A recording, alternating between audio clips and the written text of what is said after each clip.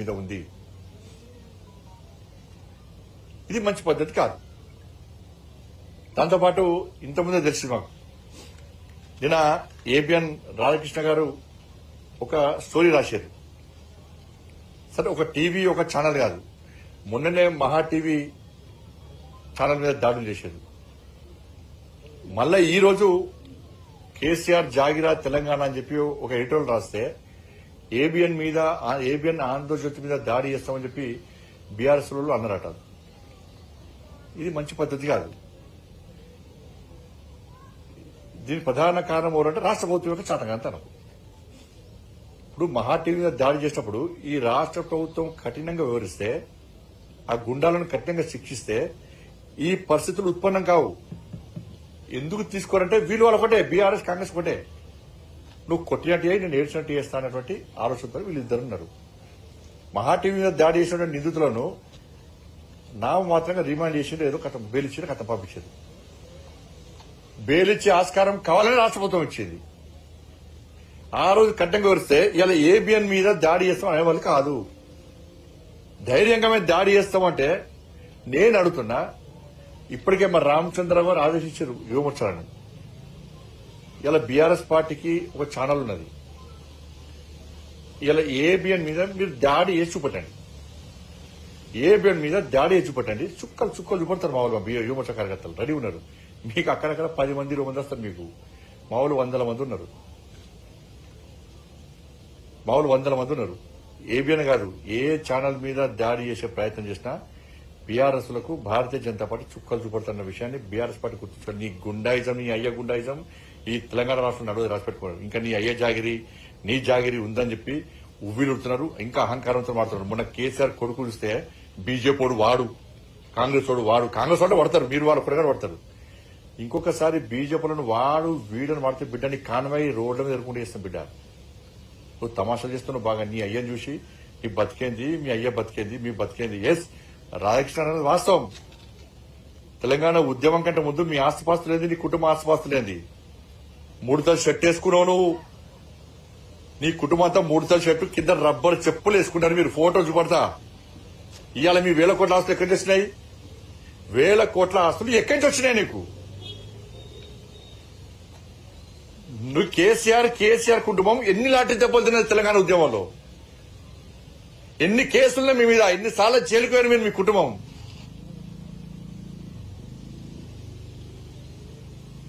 తెలంగాణ రాష్ట్రం అప్పుల పాలైంది.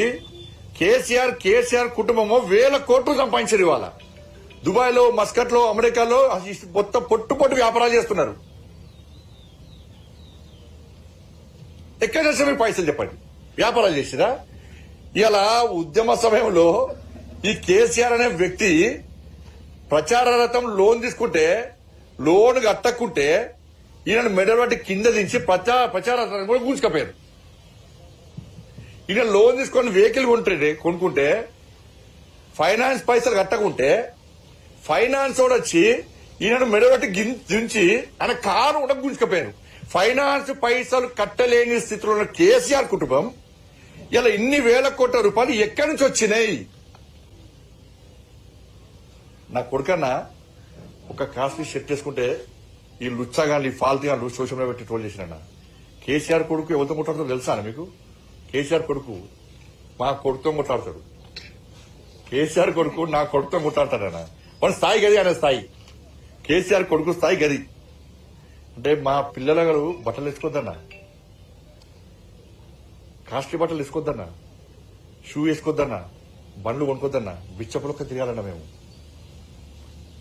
మా పిల్లలు ఒక్క కాస్ట్లీ షర్ట్ వేసుకుంటే బండి సంజయ్ 1000 కోట్లు సంపాదించిన ప్రచారం చేస్తారని ఫాల్తీ సోషల్ మీడియాలో. నేను కొనక్కని మొన్న ఇల్లు కొనుక్కున్నా. నేను సవాల్ చేస్తున్న కేసీఆర్ కుటుంబాన్ని, కేసీఆర్ కొడుకును, నువ్వు, నీ అయ్య, మీ అమ్మ, మీ భార్య, పిల్లలందరూ రండి, ఏ గుడో పోదాం.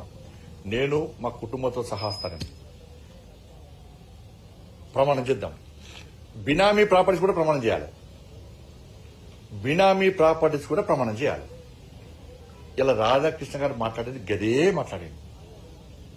ఇలా ఆ రోజు ఆంధ్రజ్యోతి దినపత్రిక మీ అయ్య ఉద్యమం చేయకుండా కూడా, మీ అయ్య తాగి ఫామ్ హౌస్ అన్నా కూడా తెలంగాణ ఉద్యమకారులుగా చూపట్టింది ఆంధ్రజ్యోతే. ఏబిఎన్ ఆంధ్రజ్యోతి చూపట్టింది ఆ రోజు ఏబిఎన్ మంచిది కాదు.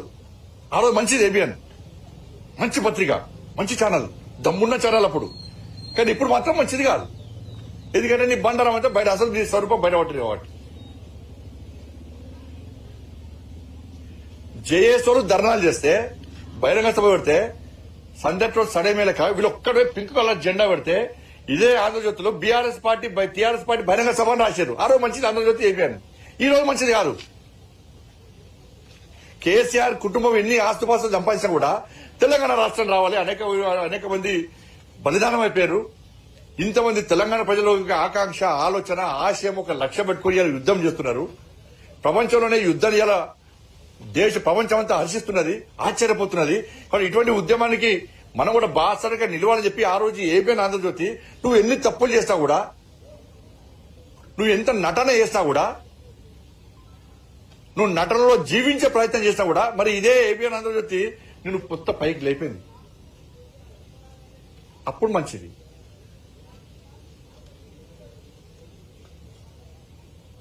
కాబట్టి రబ్బర్ చెప్పులు, ముడతలు షర్ట్ వేసుకున్నటువంటి కారులోను ప్రచార రథం లోను కూడా కట్టలేనటువంటి పరిస్థితుల్లో ఉన్నటువంటి కేసీఆర్ కుటుంబానికి ఇన్ని వేల కోట్ల రూపాయలు ఎక్కడి నుంచి వచ్చినాయి? కాళేశ్వరం చంపే ఇప్పుడు ఈ ప్రభుత్వం ఏంది? ఈ ప్రభుత్వం చేత కాదు. ఫస్ట్ రేవంత్ రెడ్డి సర్కారు చేతనావస్థలో ఉన్నది, చాతకంతనంలో ఉన్నది. ఏం చేస్తారు? దాడి చేస్తా అంటే దాడి చేస్తాడని తీసుకుపోయి పొక్కలేసి వాడిని ఈ పంత మడదంపకనట. ఏబిఎన్ కార్యాలయానికట సెక్యూరిటీ ఇస్తారట. ఇటు ఏబిఎన్ కార్యాలయానికి ఇస్తారు, అటు టీవీ ఛానల్ కూడా ఇస్తారు రక్షణ. వాళ్ళు కూడా రక్షణ ఇస్తారు, ఫుల్ పోలీస్ పెట్టాలని పెడతారు. ఈ సిస్టమ్ ఏదో నాకు అర్థం కాదు. వీళ్ళ ఆలోచన ఏదో అర్థం కాదు కాంగ్రెస్ పార్టీ ప్రభుత్వం. అది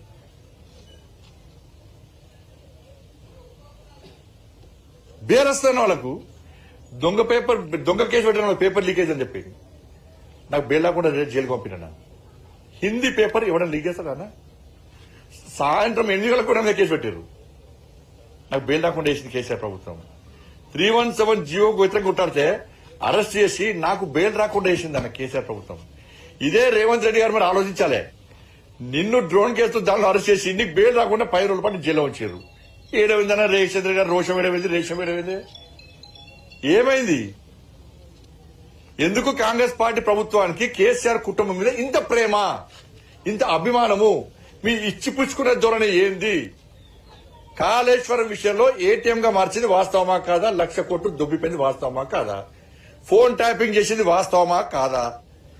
ఈ ఫార్ములా కేసులో కోర్టు కూడా మొట్టికాలేసి విచారణ చేసుకోమంటే ఎందుకు కేసీఆర్ కుటుంబాన్ని అరెస్ట్ చేయలేకపోతున్నారు? గొర్రెల స్కామ్, చేపల స్కామ్ వాస్తవమా కాదా? డ్రగ్స్ కేసులో కేసీఆర్ కుటుంబం ఉందా లేదా? ఫామ్ హౌస్ కేసులో ఎందుకు అరెస్ట్ చేస్తలేరు? ఇవి చెప్పిన స్కామ్స్ జరిగినా చెప్ప క్లారిటీ ఇవ్వండి. రేవంత్ సర్కార్ క్లారిటీ ఇవ్వండి. ఇవన్నీ స్కామ్స్ జరగాలని చెప్పు. లేకుంటే జరిగినా కూడా మాకు చేత కాదు, కేసీఆర్ కుటుంబాన్ని టచ్ చేసే దమ్ము మా దగ్గర లేదు అని చెప్తే మేము మాట్లాడు పని చేస్తాం. తెలంగాణ సమాజం కూడా ఆశలు వదులుకుంటారు. నన్ను చూడు, నా అందం చూడాలంటే ఇక చూడు ఏం చేయరు. పట్టుకుంటాం. నువ్వు ఎవరిని వదిలిపెట్టామంటారు వీళ్ళు. నువ్వు పట్టుకుంటే కదా వదిలిపెట్టడానికి. ఎవరైనా చట్టం తన పని తాను చేసుకుంటూ పోతాడట. ఏం చట్టం? చట్టం కేసీఆర్ కు చుట్టమైపోయింది తెలంగాణ రాష్ట్రంలో. మేము మళ్ళీ చెప్తున్నాను, ఒక హోమ్ మినిస్టర్ చెప్పొద్దు ఇది. కానీ బీఆర్ఎస్ పార్టీ అరాచకాలను కాంగ్రెస్ పార్టీ ప్రభుత్వం అణిచివేసే ప్రయత్నం చేస్తలేదు, అడ్డుకునే ప్రయత్నం చేస్తుంది. కాబట్టి ఇప్పుడే నేను స్టేట్మెంట్ ఇచ్చిన మా రాష్ట్ర అధ్యక్షుడు రామచంద్రరావు గారు ఇప్పటికే బీజేవైఎం కార్యకర్తలు ఆదేశించారు. రామచంద్రరావు గారు మా రాష్ట్ర అధ్యక్షుడు ఏబిఎన్ కార్యాలయం మీద చెయ్యి వేసిన 2 గంటల లోపల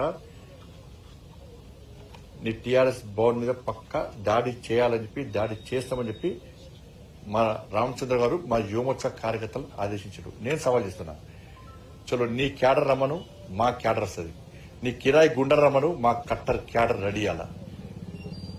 ఏ ఛానల్ మీద దాడి చేసినా కూడా పక్క ప్రతి దాడులు చేస్తారని కూడా మా రాష్ట్ర అధ్యక్షుడు ఇలా వార్నింగ్ ఇచ్చింది. కాబట్టి బీఆర్ఎస్ పార్టీ చాలా జాగ్రత్తగా ఉండాలి. నేను మళ్ళీ చెప్తున్నాను, మీ ఊకదంపుడు హెచ్చరికలకు, దాడులకు ఇలా తెలంగాణ సమాజం భయపడేది. ఏదో 10 మంది 20 మంది పోయి టక్క టక్క టక్క రాలేస్తే పైన మనం మాట మీద రాలేసిరన్న పైన స్టాఫ్ ఉంటారు, వాళ్ళకేం సంబంధం? తలకాల వాళ్ళకి కిందికి పట్టం రాలేస్తే లోపల ఉంటారు నీకేం తెలుసు? సిగ్గుండాలే కొంచెం సమర్థించడం సిగ్గుండాలే. కిందికి రాలేస్తే లోపల పిల్లలు ఉంటారు, అమాయకులు ఉంటారు, తలలు ఉలుతాయి, దెబ్బలు ఏడవుతో తెలియదు. దాంట్లో రాళ్ళేస్తారు పోతారు అయిపోయా. వాళ్ళని ప్రభుత్వం కాపాడుతుంది, కాంగ్రెస్ పార్టీ ప్రభుత్వం. ఒక్కసారి భయం మీద చూపడితే ఇంకోసారి పడితే అడిగాడు. ఇదా మీ చాదకంతనం? ఇటువంటి భారతీయ జనతా పార్టీ కార్యకర్తలు సిద్ధంగా ఉన్నారు. ఇటువంటి ప్రయత్నం ఉండి మానుకోండి మీరు. భారతీయ జనతా పార్టీ కార్యకర్తలు యుద్ధానికి సిద్ధం. మేము ప్రజాస్వామ్యాన్ని కాపాడతాం, మీడియాకు బాసటగా నిలుస్తాం, మీడియాను కాపాడుకునే ప్రయత్నం చేస్తాం. ఏబిఎన్ ఛానల్ కు ఇవాళ దాడి చేస్తున్నారు కాబట్టి ఏబిఎన్ ఛానల్ కు భారతీయ జనతా పార్టీ కార్యకర్తలు అండగా ఉంటారు. తెలంగాణ రాష్ట్రంలో వేలాది మంది లక్షలాది మంది కార్యకర్తలు వాళ్ళ ఏబిఎన్ కు అండగా ఉంటారు. మొన్న మహా టీవీ కూడా అండగా ఉన్నది భారతీయ జనతా పార్టీ. వాళ్ళు వీళ్ళు వచ్చి చూసిరవచ్చు, విజిట్ చేసిరవచ్చు, కానీ ఫస్ట్ విజిట్ చేసింది ఫస్ట్ అండగా ఉంటారని చెప్పి ధైర్యం ఇచ్చింది మహా టీవీకి భారతీయ జనతా పార్టీ. నేను ఫోన్ చేసిన, మరి రాష్ట్ర అధ్యక్షుడు కిషన్ గారు ఫోన్ చేశారు. ఇవాళ ఏబిఎన్ కూడా భారతీయ జనతా పార్టీ కార్యకర్తలు అండగా ఉంటారు. మామూలు కిరాయి ఇష్టస్తులు కాదు, నమ్మిన సిద్ధాంతం కోసం నక్సలైట్లకు వ్యతిరేకంగానే కొట్లాడిన వాళ్ళం, టెర్రరిస్టులకు వ్యతిరేకంగా కొట్లాడడం, నమ్మిన సిద్ధాంతం కోసం, ఆ కాషాయపు జెండా కోసం, కమలం కోసం కొట్లాటోళ్ళం, తెగించి కొట్లాటోళ్ళం, ప్రాణాలను త్యాగం చేయడానికి కూడా సిద్ధంగా ఉండడం కమిట్మెంట్ గల కట్టర్ క్యాడర్ మాది. అటువంటి క్యాడర్ ఇలా ఏబిఎన్ కు అండగా ఉంటుంది. మా యువమోర్చా రాష్ట్ర అధ్యక్షుడు మహేందర్ కూడా ఇలా వందల మంది కార్యకర్తలు తెలుసుకొని ఇలా ఏబిఎన్ ఛానల్ పోయి ఏబిఎన్ ఛానల్ కు బాసటగా ఉండడానికి సిద్ధంగా ఉన్నారు. ఇలా కేసీఆర్ కొడక మీరు వస్తారా? మీకు కొమ్ము కాసే ఇంకొని తీసుకొని వస్తారా? రెడీ, దానికి మేము సిద్ధం.